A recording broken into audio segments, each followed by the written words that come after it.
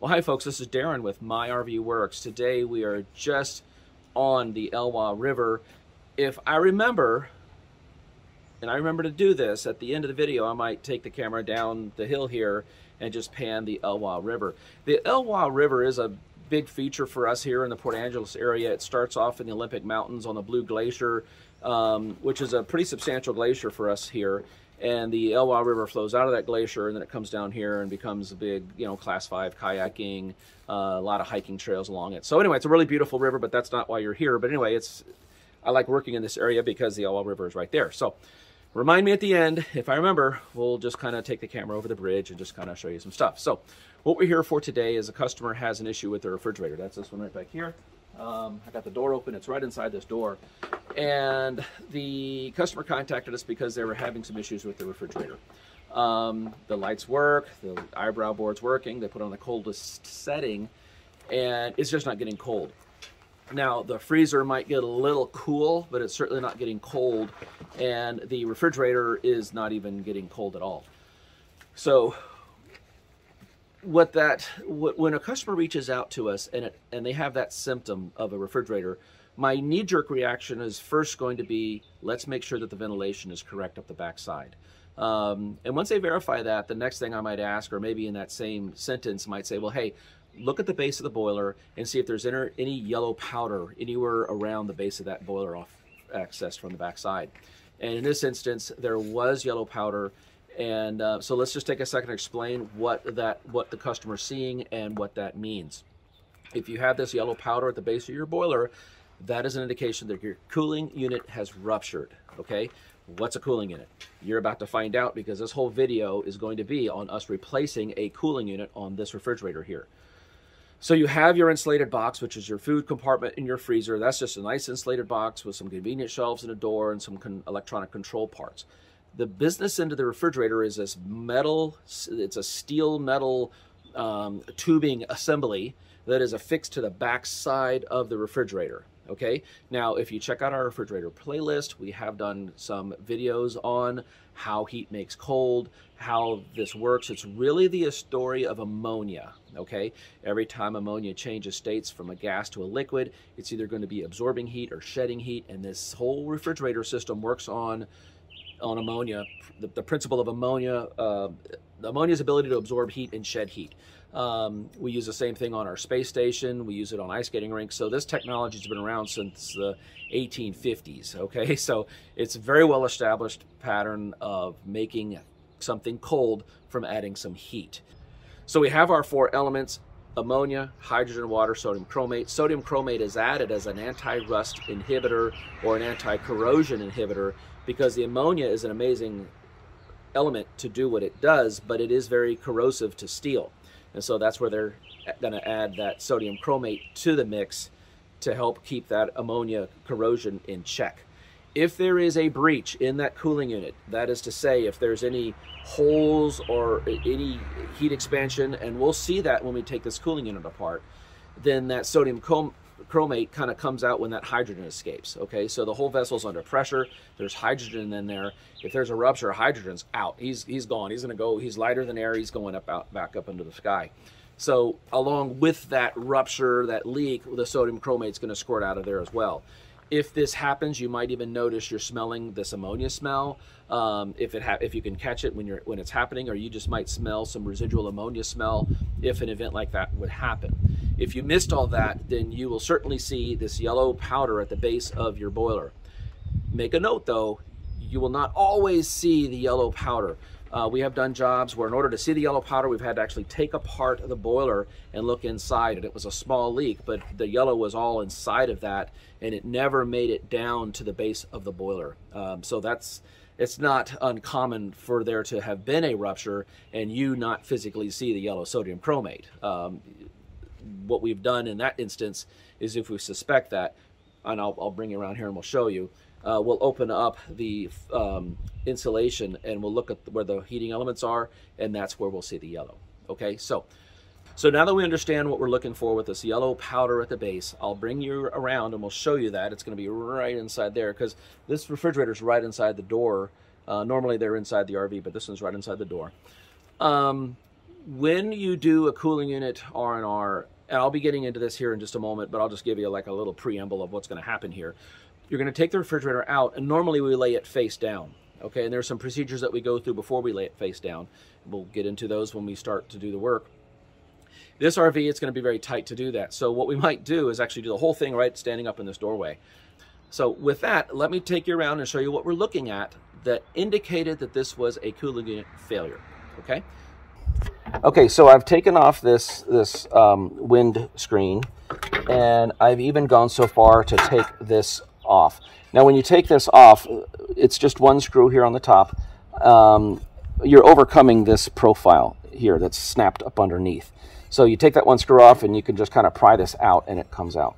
But you begin to see this yellow powder stuff here. And Dakota, if you look inside, Dakota's my camera guy, he can come a little forward. You can see some of this yellow powder stuff. That's the sodium chromate that's come out. If you see that, then there's no field repair for this cooling unit. There's a rupture, the hydrogen has escaped, and you're not gonna get this thing to work. Now, I notice there's a reset button. I'm gonna expect that that's popped out. I'm gonna try to push it in. Let's see what happens. Let's listen for a snap. Nope, it didn't, so it didn't snap. Okay, so if you do not see this yellow sodium chromate and your refrigerator has been running for maybe a couple hours, what you can do is you could, don't do it with this shield in place. Get this out of the way, but put your hand on this the boiler. This is the boiler that I've been referencing. Put your hand on the boiler and put your hand on these coils. They should be hot to the touch, but you should be able to kind of get your hand on them for a moment, and they should be similar in temperature. Technically, there's maybe more like a 10-degree difference, where this side's maybe 10 degrees cooler, but they should be similar in temperature. If we were to have done that experiment on this refrigerator, what we would have found is this is warm and this is like so hot you can't touch it. And the reason why is because we're boiling our ammonia, and the hydrogen's not there for the ammonia to vaporize into, and so we're just boiling ammonia like crazy, and this gets so hot you can't touch it. So even if you can't see the yellow sodium chromate, after your refrigerator has run for a while, you can do this test right here, and in that instance, this will be hot, but this will be noticeably hotter, okay? That's if you have a leaker, okay? If you have a blockage, then you'll notice that this is gonna be hot and this is gonna be cold. This is after your refrigerator has run for a while. So you can tell a lot from these things. It's like checking the pulse, checking your pulse. You can tell a lot from these refrigerators by feeling the difference in temperature between these coils. These are your absorber coils and the boiler. What you're wanting on a healthy refrigerator is you want those temperatures to be similar in temperature. If this side's hot and this side's not as hot, it's leaked. You got a leaker, more than likely you're gonna have this yellow sodium chromate problem. If this side's hot and this side's cold, then you have a blockage, you don't have good circulation. So those are two things I'm gonna have you look for, okay? So while we're back here, what we're going to need to do is turn off the LP. We're gonna disconnect our LP fitting, and a lot of times I'll put a little plug on there because I don't want any debris to get into my gas line because it'll foul out my gas valve here. Typically, you'll find on these refrigerators, these smaller ones like this, you'll find 2 screws in the back. So we're going to disconnect our LP. I see a screw right here, and I see a screw right there. So these 2 screws, you'll take them out. You're going to unplug it, obviously, and then you're going to have your DC power right here. And when I take off the DC, if you really wanted to be technical, you could basically disconnect your battery or pull the fuse. What I'm going to do is just take this out and put a connector on it so it doesn't touch anything that it's not supposed to. But you get your DC circuits off, you unplug it AC. This one doesn't have an ice maker. If it had an ice maker, you would have disconnected your water and all this kind of stuff, okay? So that's what we're going to do. We'll set you up and we'll show you me doing that. And then there's going to be 4 screws on the inside, and then we'll pull the refrigerator out. All right, so let's get busy replacing this cooling unit. Okay, so on the inside, we have the refrigerator, as you can see. And because of the islands here, we don't really have a lot of room to lay it down and work on it. So if we can get it outside, great, wonderful. But if not, we'll just do it standing in the door. We've done that before on this exact type of floor model where we've had to do the refrigerator pretty much standing up the whole time. But we'll develop it as we go. You might have this same situation. If you can lay your refrigerator down, it works great because it's laying down. It's right there for you. But if your RV, here I'll pan over this way, if your RV has this island, we really don't have a place to lay it down between here, and we don't have a place to lay it down on the other side of the island. Beautiful RV, no problems, it's just replacing the cooling in it. So yeah, we'll probably be doing this one standing up in the doorway where the kitty cat is. Now, we showed you the 2 screws on the outside. There's going to be a screw up here, one opposite corner, and then 2 screws down in these 2 corners. So basically 6 screws. Disconnect all your plumbing fittings and LP fittings and electrical fittings, the whole thing, so wiggle, wiggle, wiggle, and be slid out. So that's what we're going to do next. So let's get busy taking the back side of this refrigerator off. So I've already unplugged my AC power cord, and I've verified that my LP is turned off at the service valves. And on this instance, it's going to be a 5/8. It fits that tight enough, and it turns out that 3/4 is the trick there. Now, you see how I got my wrenches? Some of you have asked questions if these are really tight. And a lot of what you can do is kind of put them at an angle like that and then just squeeze. Okay? And a lot of times that's enough to kind of set them up so you can squeeze them. So we're going to take our propane off. This igniter wire is in my way. This swivel nut is really being stubborn.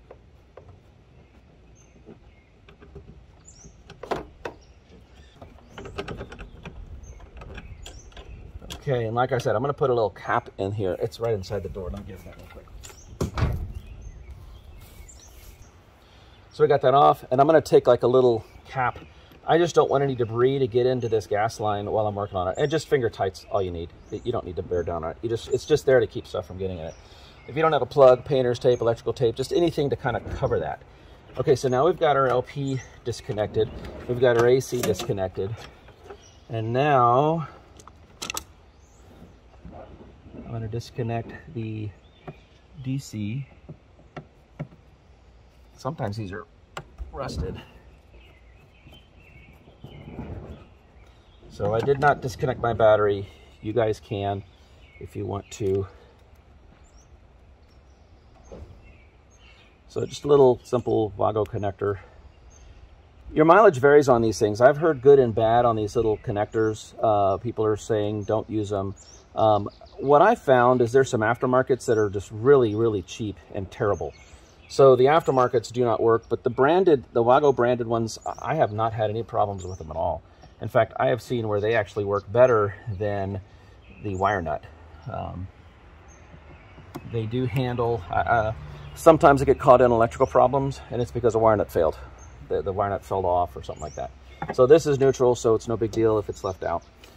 So we've got our AC and our DC disconnected. We've got our propane disconnected, and there's no ice maker. Okay, here their drain line is going to be connected up to the top here. And let's see, I'm looking right into this side. That is a Phillips. I need it to be a square. Right into this side. Great. Okay. A little collection of screws there, so we're good. So now, the 2 screws I referenced earlier. There's one. And there's one there. Okay. So the rest of this, we're done on the back. The rest of this is going to be disconnected in the front. Okay. So let's go to the front. Okay, so we've disconnected the parts on the back side. Now, since I know we're going to be replacing the cooling in it, what I'm going to do at this point is I'm going to take up all these screws on the front and down here on the fins. Okay. Those are the screws that are holding the cooling in it inside the cat box, which you're going to be seeing in a minute. So let's just get all these out now.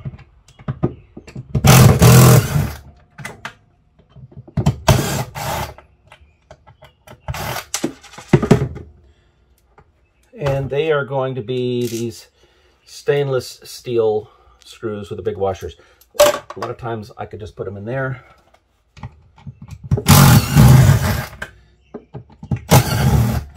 Sometimes you might find long ones and short ones.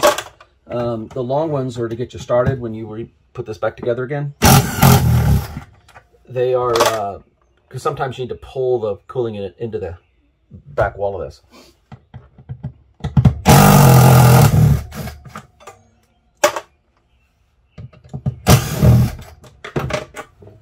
Okay, so those are, I'm not going to take the time to lower you guys down, but there's going to be some screws inside these fins. So let me get those real quick. Let's see, there's one here.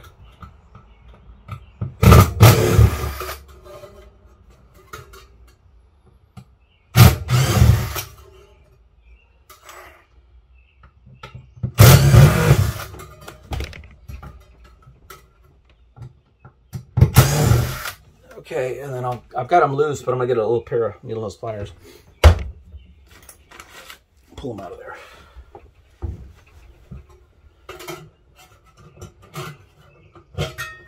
So they're all of this. We will be reusing those screws. This one looks like you have 4.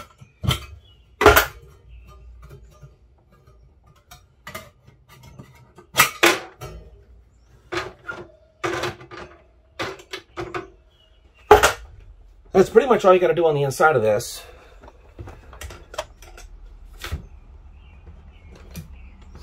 Okay, so now we're going to take the 2 screws off the top. I just take a plastic window tool, push up right here, and that pops right out.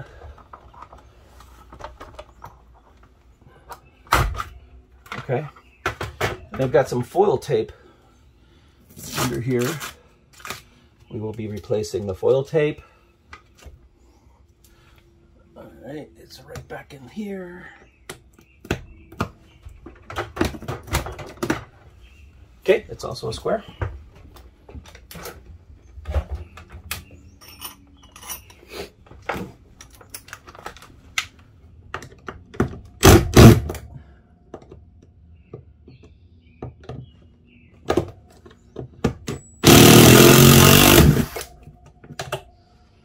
They're crooked.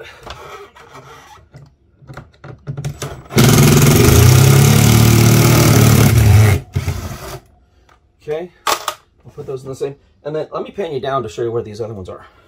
I'm just gonna pan you down here. There we go. Okay, I got a screw here and one in that corner. All right, so a lot of times these are rusted or something's happened to them. Like that one. See, that screw is it's into wood, and sometimes the wood goes bad, and so it's kind of a pain to get these last ones out. But let me do one more thing. There we go. Okay, I got them out. When you're drilling, you can kind of, I'll show you a trick. Okay, that's a metal screw. So when you're drilling and it's just not working, sometimes I'll put some lateral pressure, like I'm pushing down against my finger against the screw, and sometimes it'll bite a little bit, and that'll help it to release. That's what I did here, and it worked. So we've done 6 screws. I'll pan you back up and move you back a little bit maybe. Okay, so we got our screws loose on the top. So for now, I can just put this right back. Okay, let's see here. Can you see that little clip right there? It's dark. I'll just keep rotating it. So you're overcoming that little clip right there. So when you push up here, that's what you're disengaging, okay? And it snaps back. So we can leave it up there for now, moving everybody back. We've got our 2 screws from the back released. We've got our 2 screws on top, 2 screws on bottom. And now, Dakota, why don't you go to the back and just kind of give it a little bit of a push. Now, here I do have a couple screws, so I'm just gonna, that's the bottom screws. And then here I have my top screws. So that's how I keep that organized. Those easy enough come apart. We're pretty much done with everything inside of there. Okay, buddy, wiggle, wiggle, wiggle. Okay, there we go. So that's good right there. So I've got him on the back because when I'm pulling this out, I want to make sure I'm not pulling any wires or that I forgot to disconnect something. Now let's get a furniture pad, bud. So what I'm going to do now is we're going to get I go to Harbor Freight, get these little sidewalk sill furniture pads, go through quite a few of them. We're going to put that here on the floor. And I'm just going to bear hug this thing and set it down on that. If it's a double door refrigerator, yeah, you need to get 2 people. What we found in the field is those little harness dollies that I put a little suspender thing on me, and sometimes my wife Ann, or now Dakota's big enough where he can handle it. He'll put one on. There's that strap between us, and we'll just one person on one side, one person on the other side. This one's light enough I can handle it by myself, but the bigger ones, yeah, 2 people are what you need. What I was saying is sometimes those are worth their price in gold. Just getting a refrigerator out, especially if it's a big, giant 4-door refrigerator, those things are heavy. So I've just got a little furniture pad. I'm just going to bring it down here on the deck. And one of the benefits is it's going to make this thing easy to make it slip and slide around the floor as we need to move it around. So here we go. All right, Dakota, you ready? On the outside? Yeah. Okay. So I'm just walking it out a little bit. 6 screws, right? Okay, so let me know when I'm right on the edge, okay? Okay, I can see that it's loose up on top. I'm just going to ease it down a little bit. Okay, so we've got the refrigerator out, and all you saw I had to do was kind of bring it, tilt it, and then the bottom edge caught the ground, move it out, and straighten it up again. So now I'm actually on this furniture pad, so it makes it really easy to move this thing around. And so let me spin it around. You're going to get a much better view of this. Here. This would be your cooling unit down here. You're going to get a much better view of that. And I might do this one standing in the doorway. Now, I see a lot of pine needles and stuff up on top of this, so it looks like maybe there was a nest up inside. That would not have caused this problem. It just... If you had a nest, which I see there was maybe a bird's nest, there's a lot of this debris. If you had a bird's nest up inside your chimney, that would not have had any effect on this cooling unit breach, okay? What that would have had an effect on is the airflow over this thing. You really want to get the airflow through this condenser fin. And so there should be baffling that forces the air through this. And I'm going to be taking a peek in back of there. It looks like they have some baffling, but I'm going to look a little bit more closely. But we want to bring the air in on the bottom and bring it up through this condenser fin. And on this instance, he's not in a slide room, so he's going to go straight out the chimney. So we're going to see if there's a nest and clean that up as we go. All right. So with this, let me reset everybody, and we'll get busy taking this cooling unit off. Okay, so where we are at, we've got the refrigerator out. We took our 2 screws out on top, 2 screws out on bottom, 2 screws out in the back, total of 6 screws. Disconnected our LP, made sure our propane was off, took out our DC wire, capped that to make it safe, or disconnect your battery, and we've unplugged it. And wiggle, wiggle, wiggle, the thing comes out. We put it on top of a furniture pad here, and we're able to move it around. Now, because it's going to be awkward to lay this thing down, normally I would lay these refrigerators down, face down, in the RV. I carry a couple blocks of 4x4s and lay them on that so that you don't have to take the handles off. Typically, you would not need to take the doors off. The only reason you would need to take a door off is if you need that to get it out of its hole. On some of these 4-door refrigerators, we do have to take the doors off because a lot of times they're kind of in the hallway area, and the only way to get that refrigerator out and down is you need that extra 2 inches that they give you. Typically, you do not need to take the doors off. It's just that when you lay it down, put it up on blocks of wood so the handles don't get hurt, okay? So on this one, I'm not going to be able to lay it down conveniently, so we're going to do it standing up. And basically, we're going to just take the screws off. Now, I want to set you guys up like in this area. I'm going to record me taking the bottom part off. You do not need to take all of this apart, okay? Every wire, you do not need to do that. If you choose to do that, that's fine. Just make sure you label everything, and that way you don't have to go back and figure out what everything does. But there's no reason to disassemble every single wire on this thing, okay? So I'm going to start off down here at the bottom, so I'm going to get you guys set up, and you can watch me do all this work. Now, I flipped the step up, so I'm standing in the doorway. It's kind of like on a bench for me. So I'm going to sit you guys up right here, and then I'll show you and talk you through what we're doing down in the bottom part. Okay, I've got you set up right there. I'm going to leave you right there while I do my work. We'll start over here on the gas burner side. And so I know I'm going to be needing to disconnect my, this is the solenoid that opens and closes the gas valve. So we can just unplug that. That's Polarity does not matter when you reconnect that, but that's pretty straightforward. Let me get my... All right, cut off some of these cable ties.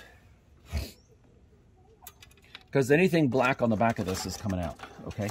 So we have our 2 wires that go to our solenoid, okay? Any other tie wraps? Here's one right here. Well, I got these out. And let's see here, what else? Oh, you got some, see, these over on this side can stay. We're gonna take this whole thing off as one. All right, so that looks like Phillips. Okay, don't really need to take this apart. I just need to take apart the part of it that is attached to the cooling unit itself. So there's going to be one screw right there. Take my hat off. All right. Okay, move this in.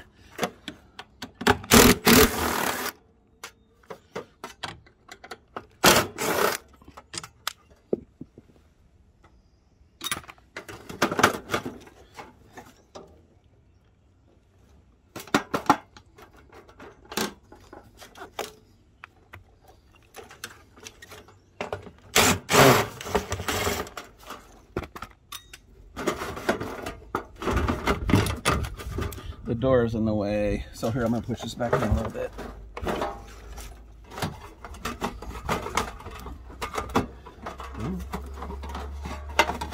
We can move that. Ah, I see what it is. Okay.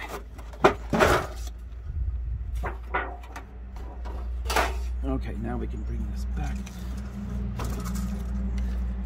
Already the cooling unit is starting to be freed up. Let me wiggle it. Here, I'll just work with it right there. Okay, one more screw right there.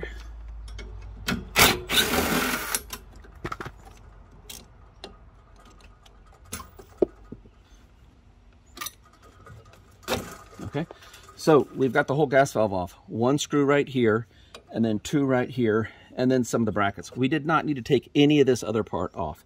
Now I'm going to be cleaning that burner. If you look inside of here, tell you what, let me take this electrode off.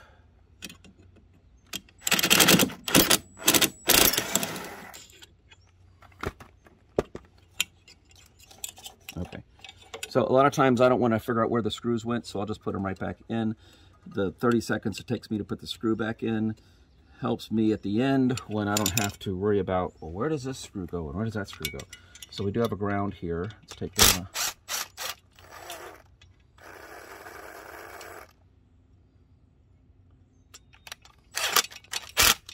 Okay, so now we've got the entire gas train assembly. And like I was saying, I am going to be cleaning out inside of here as part of this, but I didn't need to take anything else apart. Now, on some of you, this bracket right here will be attached directly to the burner, to the cooling unit. But my point is, I didn't need to take the whole thing apart. So here's that. I will go ahead and take these off. We're going to be using the same shroud on the new cooling unit, but just for making it easier to move things around, I will take that off. Okay, here we have our heating element. Looks like the heating element is loose. At this point, if the heating element was seized, I would use PB Blaster and I would squirt it down inside. While we're at it, let's pop this off. You guys still, what I'm doing, I could probably pan you guys back a little bit. There's a little tab that I'm prying open to get this cover off. Okay, there we go. So this little, I'll tell you what, there's a button I can push on my phone. Hold on, let me do that right there. There we go. That makes it a little bit better. So I just took off this little thing. There's a tab that opens it. And here's where we're going to get lucky. The cooling unit's going to come right out. If it wasn't going to come out at this point, then this is where I would use PB Blaster. There we go. Okay, so here's our cooling unit. I mean, I gotta slow down and think what I'm saying. Heating element. PB Blaster, sometimes you could put it in there and let it sit for 20 minutes or so and keep wiggling and wiggling, and a lot of times that will help free up the heating element. Hello, Pippi Dog. We've got a visitor. Okay, so here's our heating element. Okay, we are done on this side. A couple screws, and let me move this around. Now I'm going to work on this side. Like I said, when you can lay these things down, it's so nice. So I think I'm going to cut these cable ties.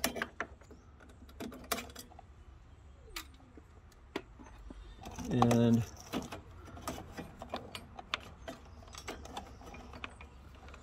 looks like it might be beneficial for me to take these off. So let me do that.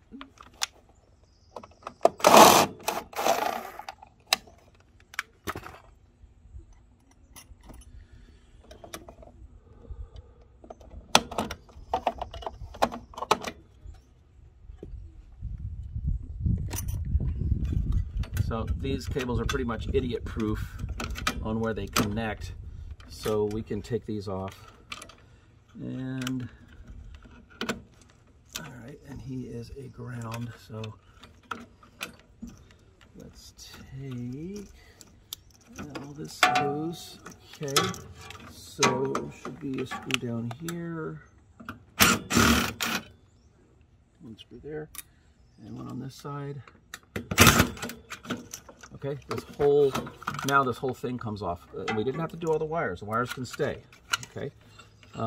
Hey, a lot of you are going to ask what this blue wire is that's capped off. That's just a testing wire that they use at the factory. It does nothing to this refrigerator once it leaves the factory. The blue wire is just I think it's to program the EEPROM. Other than that, it serves no purpose at all. Okay. So what we can do, that's a nylon nut. I don't have my sockets handy with me. Where is... hey, Dakota. Yeah? Can you find my lineman's pliers? I don't know where they are. They're not here. So that's a nylon nut. I'll tell you what, how about the small socket set? Oh, are they right there? Outstanding. How about the small socket? Okay, how about a small socket set? But you know what? Don't worry about it. By the time you get that in here, I'll have this off. So this is a nylon nut that I'm just fighting. That looks like a 3/8 maybe, I don't know.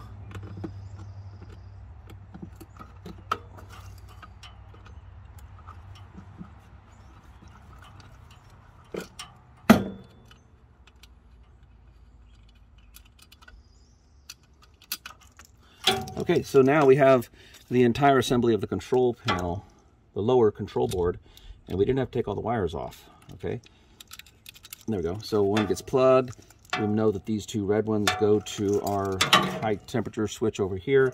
We've got the two solenoids that go to our gas valve and the heating element. So we are done with that without taking all the wires off.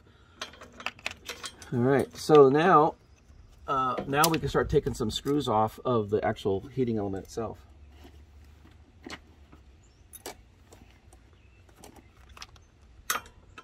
I said heating element, cooling unit. Okay, good. All right, standing up. So we've got the bottom half done. Now we're working our way up the top. Looks like I got a screw up on top there. And looks like all up on top. So Dakota brought me a step ladder. Let me grab that real quick.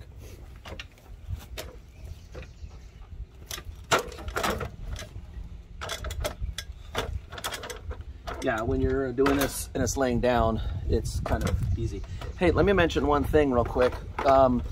When you're going to do these jobs, you need some mastic, like a mastic paste, okay? So I usually set that up here. Let me just pan you guys around.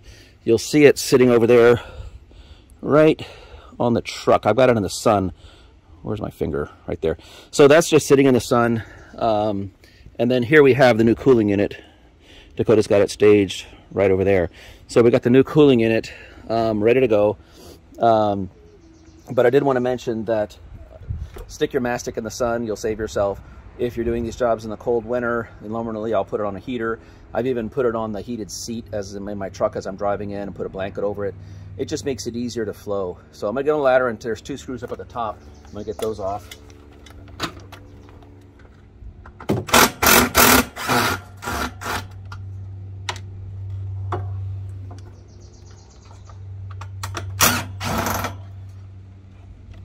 Okay, we also have some cable ties up there. So let me get those off.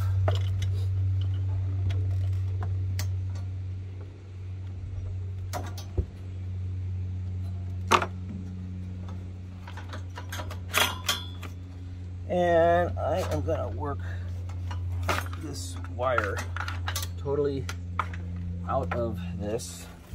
All right, let's get our wire management done. Okay, another cable tie there. This white hose is your drain hose from that drip tray on the bottom of your fresh food compartment. Good. All right, I think we're loose. Now remember, we took all the screws out from the inside, which were holding this together, so I should be able to work on this and it should come loose. Let's see, let me move it in. Unless I'm missing a screw. On that side.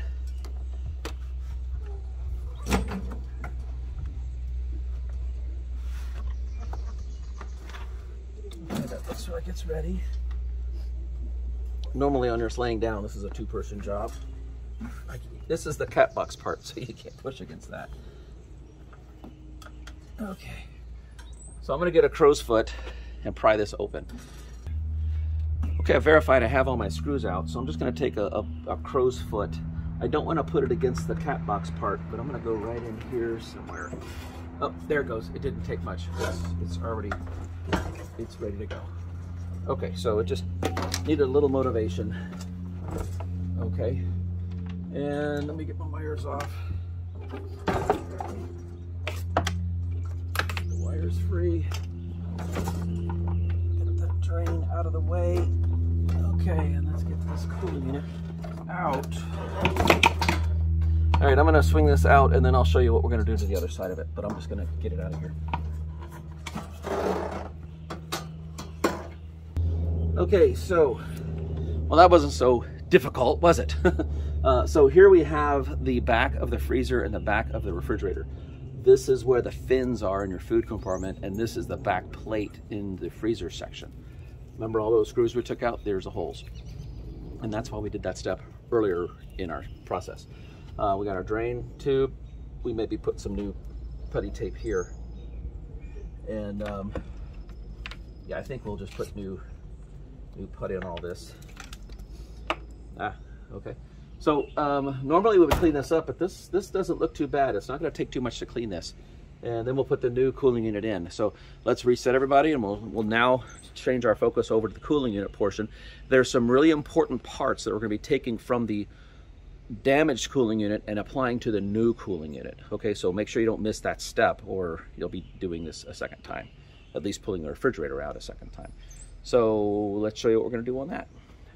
Okay, so we've got the new cooling unit and this is the old cooling unit. We've got them placed side by side. That's what I like to do when I do it, because there are some very important parts we need to transfer from there over there, starting with this baffle. So we're going to pull this out. This is a baffle here, and if you notice, this thing comes in at about right in there, okay? And a lot of times you could take your finger and you can, when the thing's cold, you can stick your finger to make sure this is even in there. We have been called in from time to time to do a cooling unit, like somebody else did the cooling unit, but it's not working on LP. It's working on electric, but it's not working on LP. And oftentimes it's because they forgot to add this little swirler device, okay? So you transfer it from that one to this one. And then we're going to take the shroud and move it over to here. Now, what I want to do, let me come around this side. If you look at the sticker, it's Cool Fun RV. I don't know if you can make that out, but we work with Chris at Cool Fun RV. It's, let's see, coolfunrv.com, www.coolfunrv.com.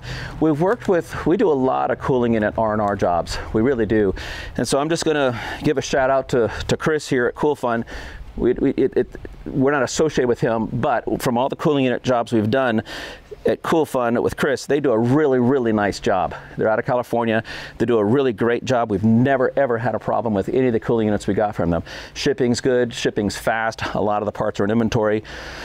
So to get this, you go to their website, coolfunrv.com. He's got it all set up. You do a search, you find your cooling unit, and they ship. He comes with a warranty and everything. So that's a little shout out for Chris. He's one of our patrons too. So if you're one of our patrons, hey, you get a shout out. So Chris with CoolFun RV, his company's doing a really amazing job at these cooling units. We were working with a couple other different cooling unit companies. I don't know, the quality just wasn't the greatest. Shipping took a long time. The packaging, they just weren't packaged as well. I don't know if you can make it out, but the box up there. Anyway, enough on that. But yeah, I feel very comfortable as my business saying, hey, we get our cooling units from CoolFun, and we've never had a problem with any of them. Really great job.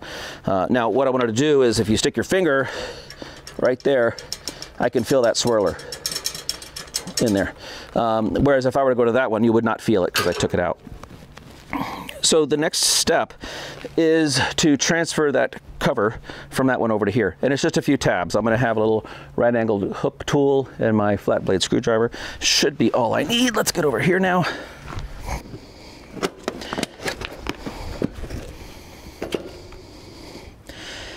You do have a top and a bottom plate. That is always fun to get set right. There we go. Okay. And here we see where our breach took place.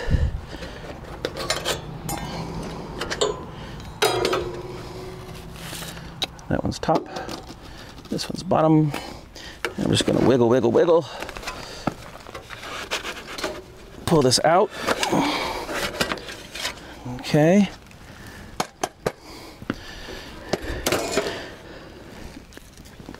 We are pretty much done with this one, so I'm going to move it out of the way.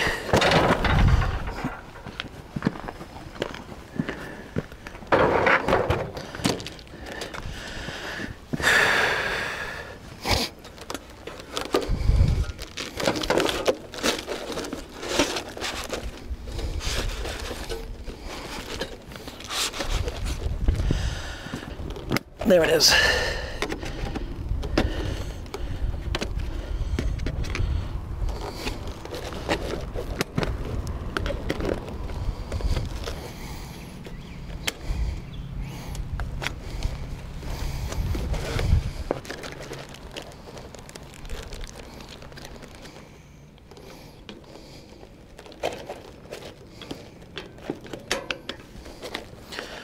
All right, so we finally got the cover on, got the caps, top and bottom caps on. Took a few minutes, but you want to make sure that it's done right.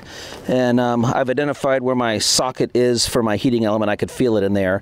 And so now this one's ready to go back. Now, before we put it back in, we need to go clean up the cat box. And this is where we would apply our mastic paste, mastic compound to all the coils. So we'll show you that as we get ready for the next step. Okay, so remember that mastic I told you about? We're going to put that in your sealant gun, and you're going to squirt that over all of your, and what that mastic is, it's a heat transfer mastic. Maybe I'll send you a link. My tube itself has been rolling around in the back of the service trailer, so all the ink is worn off. But it's a heat transfer mastic. Now this whole thing is going to go up into the cooling unit. We call it the cat box. Let me pan you up on the cat box part here. This part right here, this void, is what we call the cat box. So we're going to take that cooling unit, we're going to put it in here. I'm going to throw Dakota up inside. And no, we're going to throw me inside, and Dakota's going to hold it, and I'm going to put my screws in. So the very next thing we're going to do, once we put this cooling unit in with the mastic squished against this stuff, is I'm going to go on the inside with my drill gun and my screws. Remember those screws we took out through the freezer and the refrigerator? We're going to put those back in. And what that's going to make sure is that this thing is positioned where it really needs to be. So hope that makes sense. Let's get busy. Okay, I've got everybody set way back over there. It's the best place I can put you because any other place wouldn't work, but I'm mic'd up, so you should hear what I'm doing. So we've got the mastic on the back of the cooling unit, and we've got Dakota in the back, keeping pressure towards me, okay? So I'm gonna take a little pick tool and just kind of feel, okay, I've got an alignment for a hole. So I'm gonna put this in first.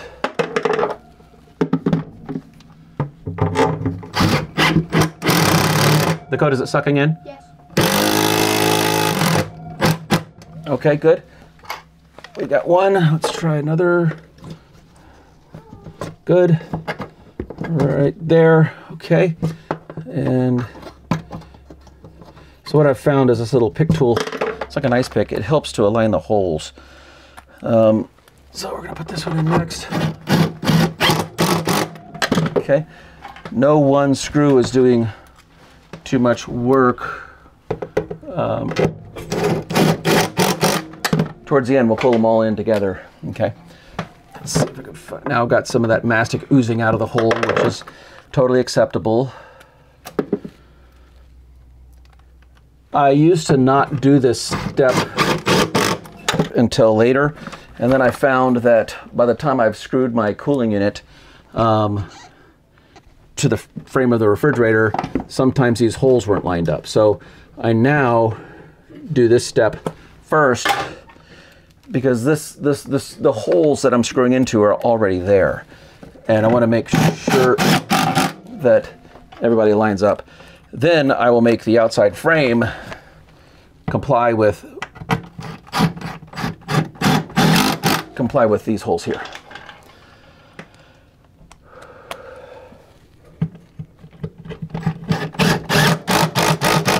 Okay, now we'll move to the refrigerator. Okay, there we go, got that open. Now you're not gonna be able to see much of this, but it's the same thing. I'm gonna take my pick, find a hole, and put, wait, oh yeah, put the screw in. Okay, let's see here. Whoa, are we moving it? Okay, hole's right where we want it. Beautiful.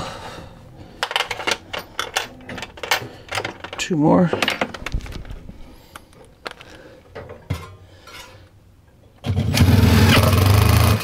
Now, in the manual, it might say something about moving the refrigerator around, but in the process of this cooling unit being installed, that's already happened. So, and in the process of putting the refrigerator back in the hole, it's going to happen that way too.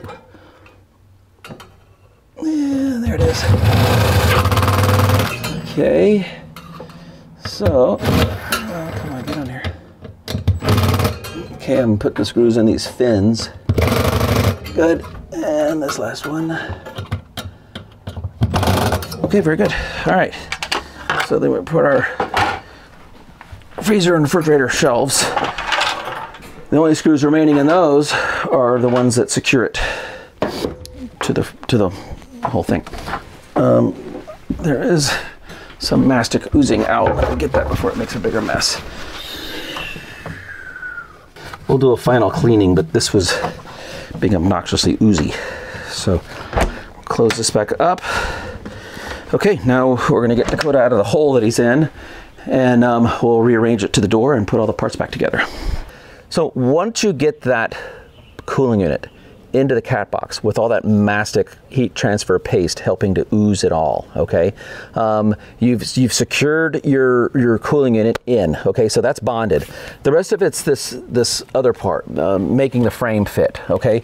So what it's always important to do is kind of peek inside and see, I don't know if you can't see with the camera, but use your eyeballs and look where that foam core, how much gap there is there. Okay, now Chris at Cool Fun's done a really good job. There's not a big gap at all. In fact, it's wedged in there really nice. Sometimes there is a gap. You can get your little pinky in there or a pencil. That's where you would take some expandable foam and you would fill that void. We do not want there to be any void between this moist, warm air being able to work its way in, that little crack getting into that where the mastic is, okay? So what I'm gonna do is I'm going to take some foil tape and just tape this little flap. What they've done at Cool Fun is they put this little bubble wrappy stuff. And what I'm going to do is I'm just going to take this tape and, hey Dakota, can you get a little, just give a gentle pull to this so I can get in there. Just a gentle pull. Perfect. Okay. So Dakota's going to hold that back. And what that's going to do is give me some room to get right in there. Oh, that's perfect right there. Okay. To get right in there.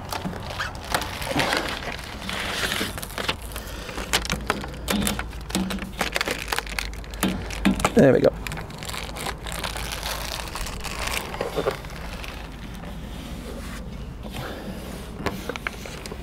Denying any opportunity, there's no void, but by using this foil tape, we're going to deny air even more from getting back inside that void.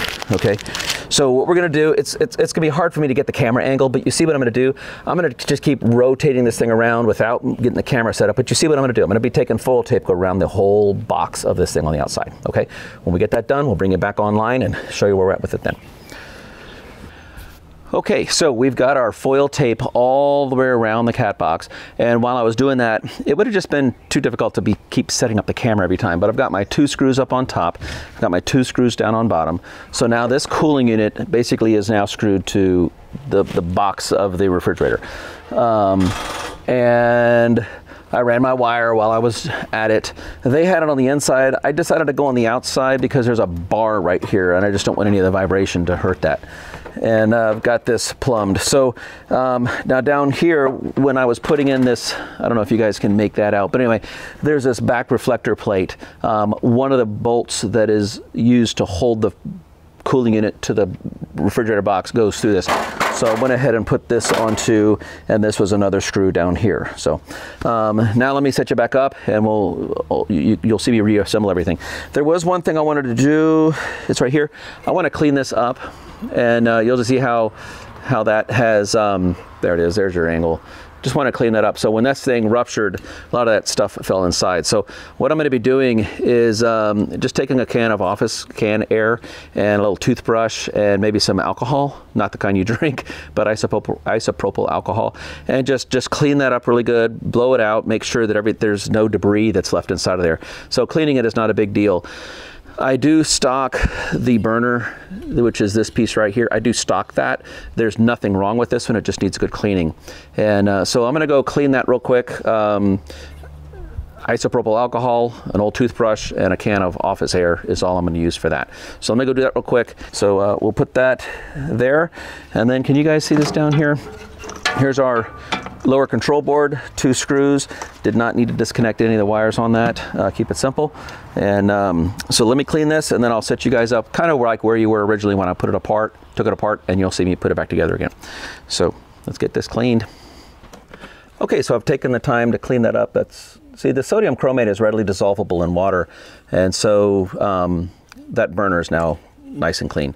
So this, okay, you'll see this little profile right here. So the bottom of the boiler slides into that, and then 1 screw holds it right there. Okay, so that's what's going on with that. So what I'm trying to shoot for is this little slot right in there.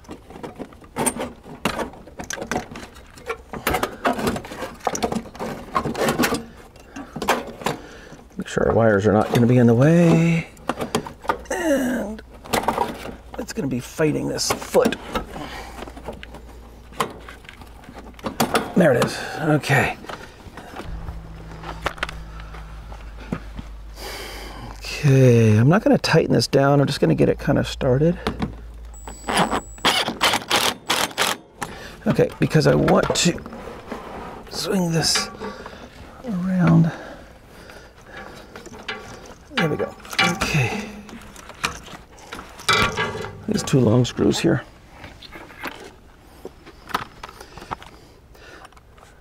So I'm tightening the screws just to get everything in proper alignment. Once everything is in alignment, then I'll torque the screws down. Okay, here we go.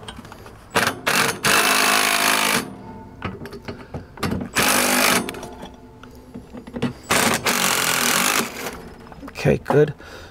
Now our electrode, tell you what, let's put this on next. Now these two screws on the bottom are what's going to hold that. Also on this corner here, let's see if I can rotate this. There's a tab that slides into this top part. So that's what keeps him in place. And I see that our screw holes are aligned.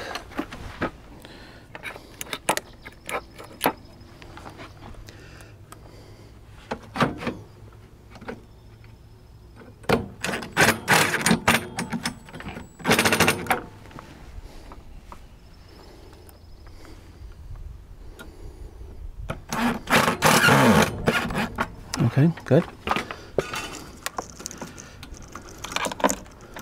Now remember our gas valve, polarity did not matter on these things.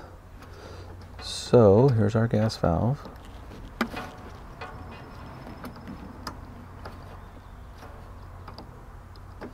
Okay.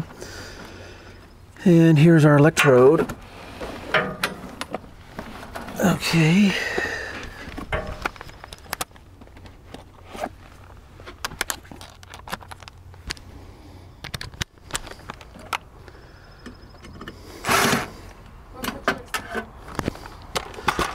Okay. Now we're going to keep all our screws together. Look at our electrode tip. Looks good. Okay. It's going to go like that. Take the glove off to get it started.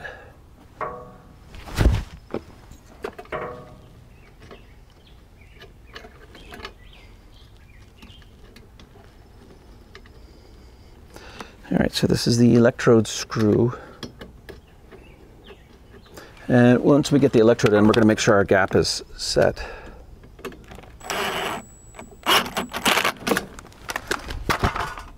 Yeah, that's correct. Okay. And we're going to run them around that way.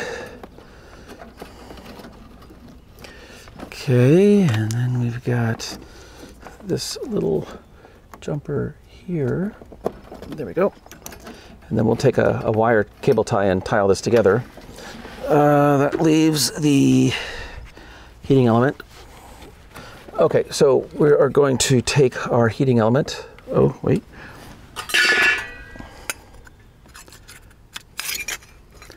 Okay, this little piece.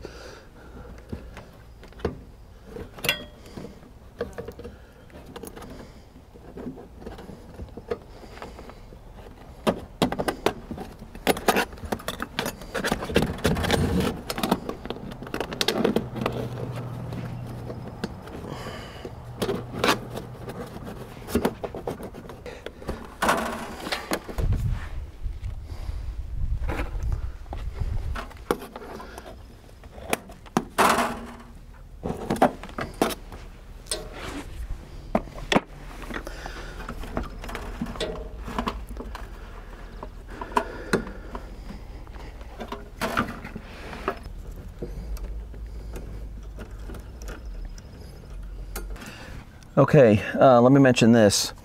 You'll see that I tie wrapped these circuits together, but I did not include the heating element tie wrapped into this, nor did I include the igniter. The reason for that is the heating element is 120 volts AC, and all these circuits here are 12 volts DC. And so you would not want to bundle them all together. You could have what's called capacitive coupling, where the AC sine wave transposes itself onto the DC circuit. You would not want that. So we're going to keep these separate. Now this is also, it's a DC circuit, but we're looking at milliamps. So I also want to keep this electrode a little bit separate from the 12 volt signal wiring. Okay, so I did want to mention that. So what I'm going to be doing, the 120 volt could pass the 12 volt at a right angle, and that's acceptable. So I'm going to keep the 120 volt away, kind of separate from everybody.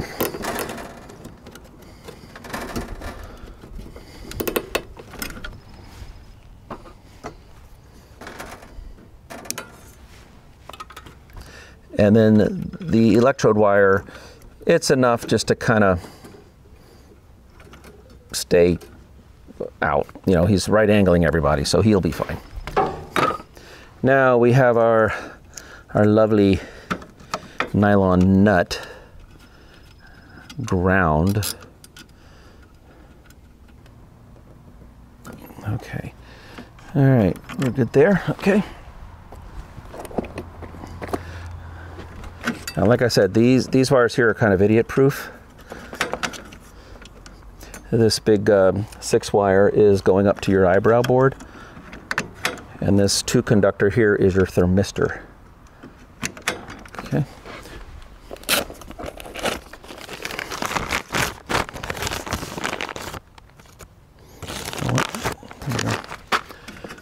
Okay.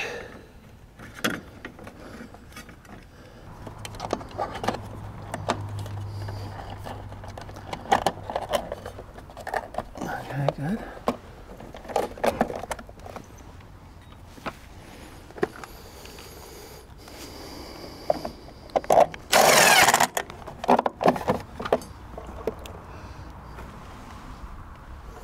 Okay, I think we are good. Now we'll connect this when we're there. And here's our AC/DC. We've got our cooling in it. All right, let's push it in a little bit. All right, what is he doing?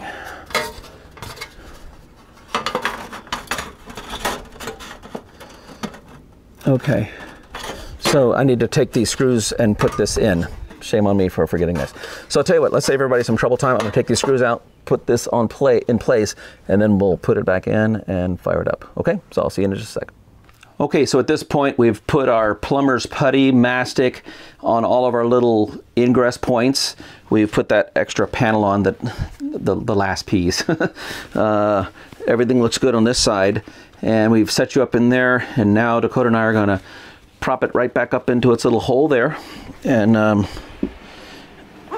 everything looks good. So, like I've said, if this was a bigger one, we would do the little harness thing. Okay, so I'm making, all right, so I'm gonna tilt it back. And like I was saying, you'll tilt the refrigerator back and forth. In the process of putting it back in, it's gonna have that treatment.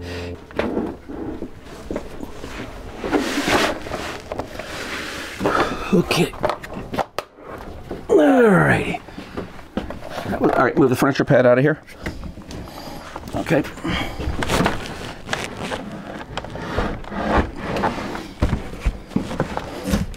All right, go spot the back. Make sure we're not crushing something.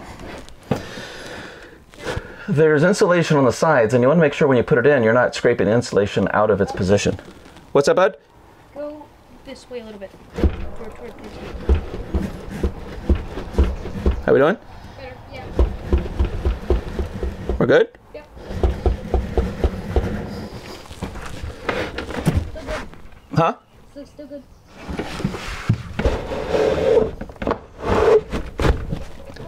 We're looking good? Yeah. Okay.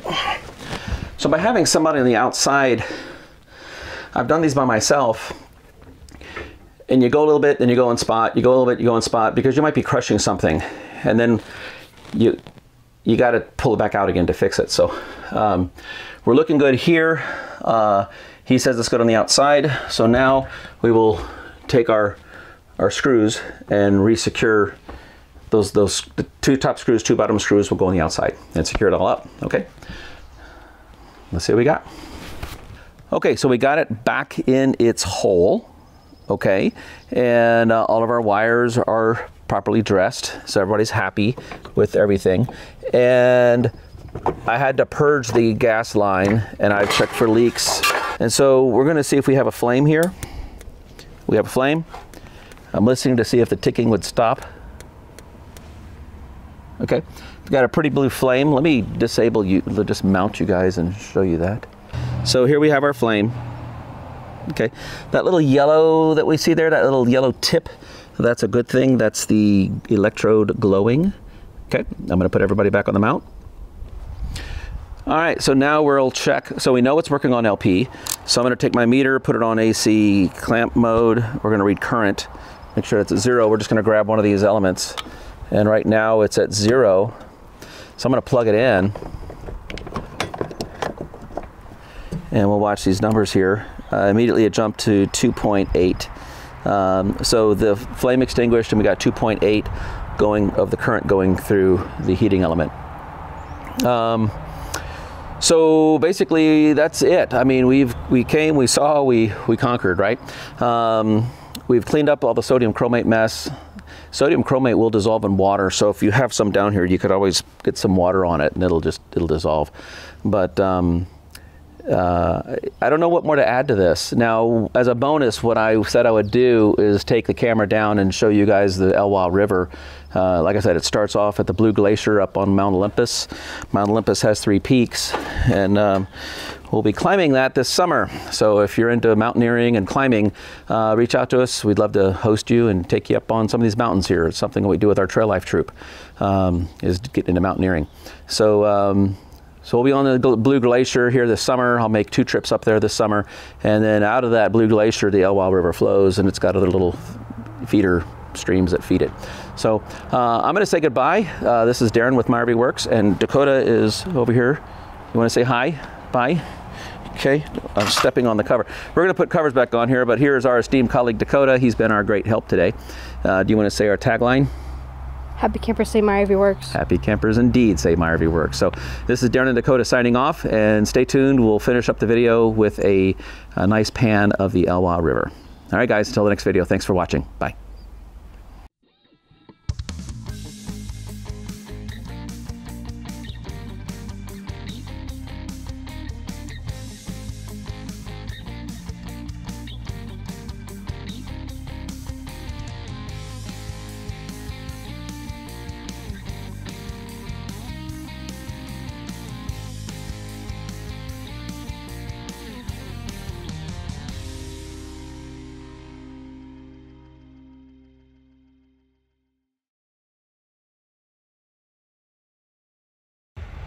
All right, best I can do, but anyway, there's the river. We got a lot of traffic coming on this bridge, so I'm just gonna move along slowly and let you guys enjoy that river, enjoy that view. Maybe Dakota and I can ride our bikes down here and get a better view. The cool thing about this bridge is there's a bike path directly underneath it. Anyway, thanks for watching, guys. I got traffic coming behind me, so we're gonna roll. See you on the next video. Bye-bye.